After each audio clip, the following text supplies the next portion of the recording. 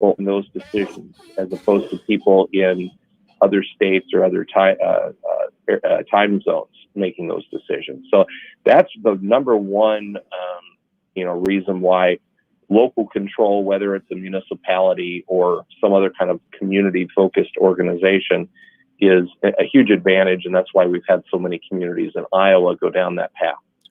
Yeah. What other towns similar to Fort Dodge have you worked with? I'm working right now with the community of Ottumwa, which is almost exactly the same size as Fort Dodge.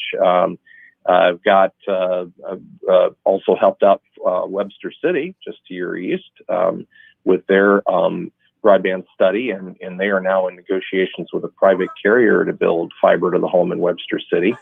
Good outcome there. Doing study right now in Clinton County, eastern Iowa, and also have been part of a 11 county study that's currently going on in central Iowa, which is designed to identify the broadband gaps and then help come up with solutions to fill those gaps. Mm-hmm. So in addition to that, a bunch of other communities, maybe smaller than Fort Dodge, like Charles City, Vinton, Indianola, Pella, and some of those are building fiber networks and turning on customers even as we speak. Others are still in the process of evaluating their options. Curtis Dean is our guest. He's with Smart Source Consulting, and he has worked with the city of Fort Dodge, and as you just heard, many other towns in Iowa on broadband initiatives in these communities. And I hope we can push forward with all due speed on broadband here in Fort Dodge. Now, if we got our own broadband, who would be in charge of running this broadband? Would it be the city? Would it be a partner of the city, or?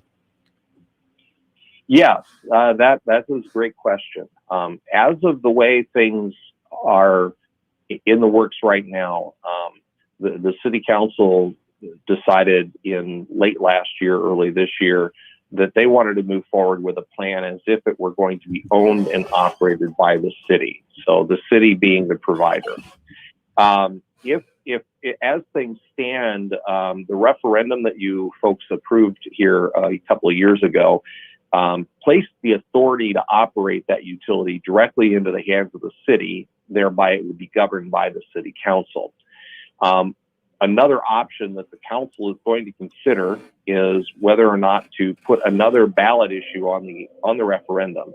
And that referendum ballot issue, if they decide to move forward, would establish a separate board of trustees of the telecommunication utility, and it would be that board of trustees that would be responsible for operating the actual utility itself. So the city council then would not be directly related to running the new utility. It would be this board that is empowered by the city council to do that.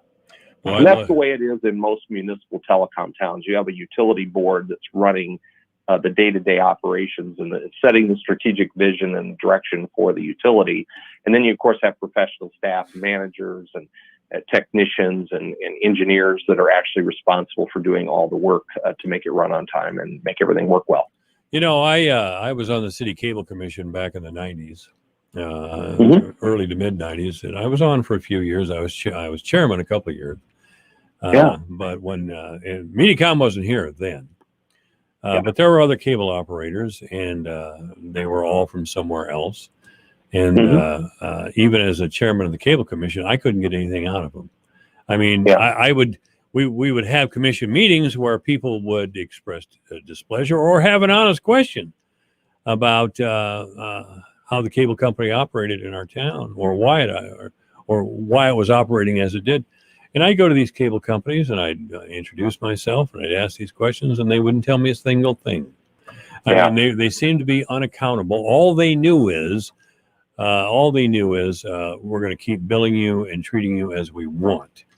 And if that means sitting in the corner 4 hours waiting for some technician to show up, who may or may not show up, by the way, that's just too bad. Because I really had that experience. I've had just recently, I was told to go sit in the corner by Mediacom from 8 till 12.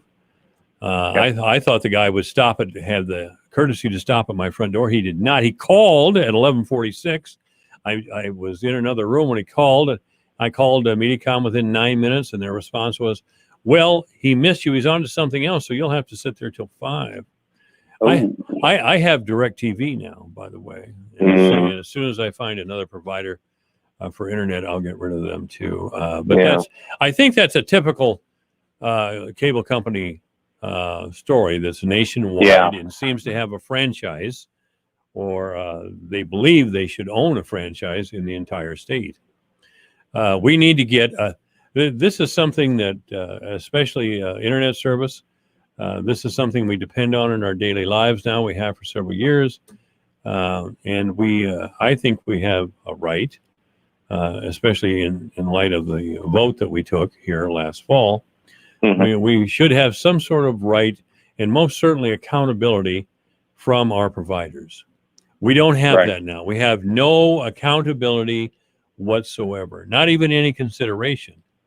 And I grew up in a time, Curtis, and you probably did too, where businesses actually were big on customer service. Remember in the 80s, they had that great book. They had that great book in the 80s, In Search of Excellence. Yep. And it was all about customer service. And companies with great customer service who would discipline their people and train their people to treat customers like little kings and queens, they were the successful companies. Those who did not fail. Well, it seems like it's upside down now. There's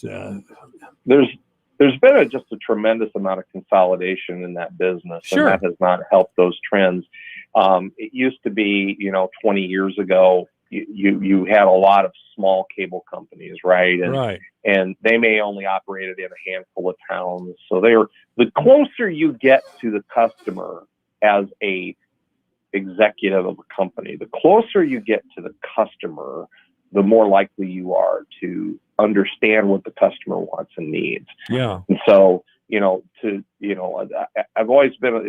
I've been in meetings where people are yelling at the cable guy that's there representing the cable company. And I always feel bad for that person, because that person generally at the local level doesn't have a lot of authority to do anything. That's right. It's got to escalate up a number of chains of command to get to a decision maker who can say, yes, fix that problem.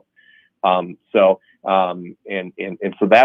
that's frustrating on all levels, obviously. But, that's why, people smarter than us, Mike, made it a law in Iowa that municipalities could do things for themselves when others weren't doing a good job for it. And that's the path that Fort Dodge is pursuing right now. Yeah. Well, way back, Mediacom got a franchise for the whole state. I don't know if that's still in place or not. But that is still in place, and that's just for video, right? So that's just for TV. All right. They don't need a franchise for internet or even telephone service. Mm-hmm. So, and the franchise, back when you were on the cable commission, it was an agreement between the city and a cable company, and they were supposed to do certain things. Now, it doesn't mean that you were successful in getting them to do those things, but it was an agreement that you could look at and say, it says right here, you have to do this. The franchise really with the state of Iowa is just a document that says, hey, we're going to offer TV in these towns. It doesn't really have any sort of enforcement mechanisms. There's certainly nothing that enforces quality of service or customer care or price or anything like that. It's just really, it's up to the provider to determine its business practices, and you at the local level don't have a lot of say in that. None.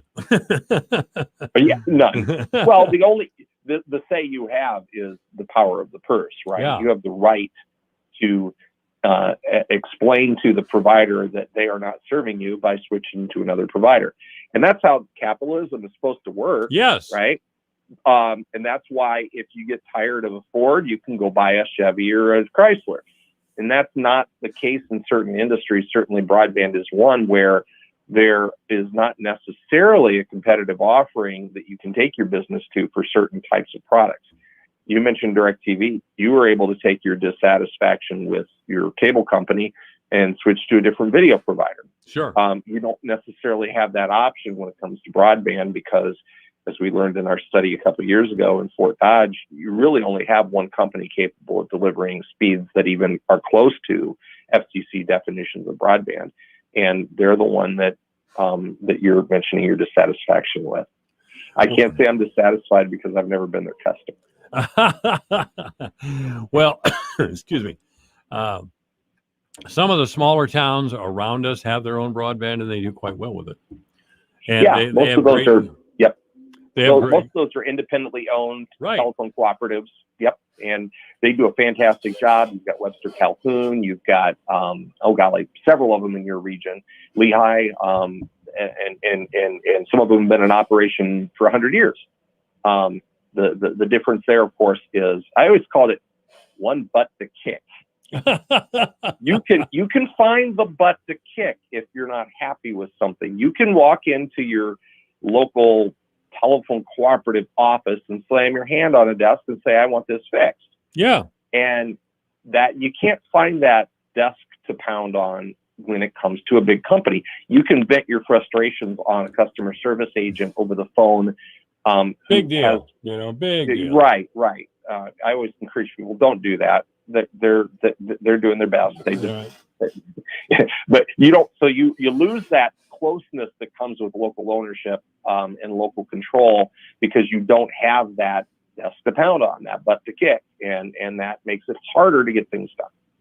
Yeah, that personal situation I described to you, and this was, I think I had the dubious title of receiving the worst customer service from any company ever. In that, television and internet went out in my area, and I called the Mediacom number, and one of the tech people walked me through to see if I could get service back. Walked me through a certain process. Well, he after we went through the process, and he was on the phone with me half an hour, and he was very patient. He was very patient, and he said the problem is that your main box is out. It's broken. It's worthless or whatever. I don't remember the words that he used. So flash forward to when the cable installer or the cable guy is supposed to come to my house. All he had to do was get to my house, get out of his van, go in, switch boxes, and leave. But apparently he was just too busy that day. That just enrages me. That cavalier attitude toward people. I wouldn't take that from anybody, least of all Mediacom. And I know, and I'm not trying to get you tied up in Mediacom here. No. I understand that. It all comes down to processes and people, right? Right. Sometimes the processes fail the people. We did a study here a couple of years ago in a town in eastern Iowa where we did a public meeting, which we usually try to do before COVID, where people can come and talk about their service. And we had a lot of people in that room saying that they kept saying that they were, a lot of people were pretty happy, or at least okay with the cable company. And then they kept mentioning some guy's name. It ended up that it was the local employee of the big cable company that you've mentioned a few times. And that local person basically would just go fix stuff, even when he wasn't supposed to, even when it was outside of the procedural box that he was supposed to be in. And because this one person was bending over backwards, people in that town were more happy than about any other town that I've done surveys with. Boy, that's what we need. So they're really one great employee away from losing that. But that's people and processes not working to the benefit of the person who's paying the bill. Oh, tell me. And it's not just. Yeah, that's a systemic issue. It goes way beyond just the companies we have here in Iowa. Yeah, and and you can say on the other side, there are big companies out there that do it right. And we just don't happen to have a lot of them around here. Oh, DirecTV told me to go sit in my house for 4 hours as well. But the difference was the guy showed it.